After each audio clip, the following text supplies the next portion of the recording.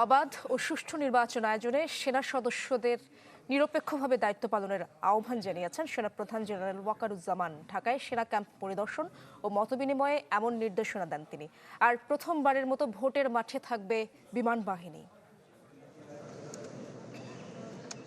রাজধানীর গুলিস্তানে জাতীয় football stadium.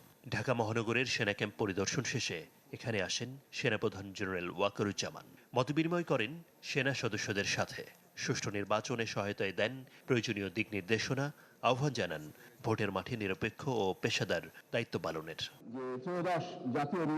পরে সংবাদ সম্মেলন করেন ব্রিগেডিয়ার জেনারেল দেওয়ান মোহাম্মদ মঞ্জুর হোসেন। জানান, সাধারণ মানুষের ভোটাধিকার নির্বিঘ্ন করতে নিরপেক্ষভাবে দায়িত্ব পালন করবেন সেনা সদস্যরা।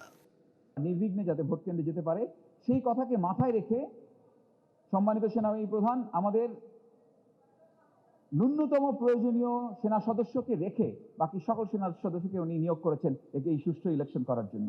যদি সত্যি সত্যি কোনো ক্ষেত্রে অতিরিক্ত বল প্রয়োগের প্রয়োজন হয়, তাহলে রুলস অফ এঙ্গেজমেন্টে যে ক্রমান্বয়ে ধারা দেওয়া আছে, যে ক্রমান্বয়ে বল প্রয়োগের মাত্রা বৃদ্ধির একটা প্রক্রিয়া আছে, সেটা অনুসরণ করে প্রয়োজনীয় ব্যবস্থা গ্রহণ করা হবে। ঢালাইয়ে দৃঢ়তা, নির্মাণে নিশ্চয়তা। প্রিমিয়ার সিমেন্ট, ঢালাইয়ের রাজা। এদিকে ইতিহাসে প্রথমবারের মতো নির্বাচনের মাঠে থাকবে বিমান বাহিনীও।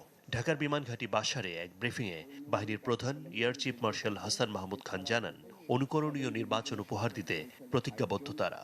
সারা দেশ আজকে নির্বাচনের জন্য প্রস্তুত। আর মাত্র 7 দিন বাকি। এখন যেটাকে বলে শেষ পর্যায়ের যেসব প্রস্তুতি নিতে হয় সেই পর্যায়ে আমরা চলে এসেছি।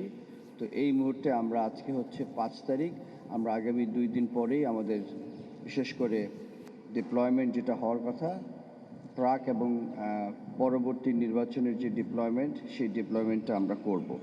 নির্বাচনে উৎসবমুখর পরিবেশ বজায় রাখতে বেসামরিক প্রশাসনকে প্রয়োজনীয় সব ধরনের সহযোগিতার কথাও জানান হাসান মাহমুদ খান।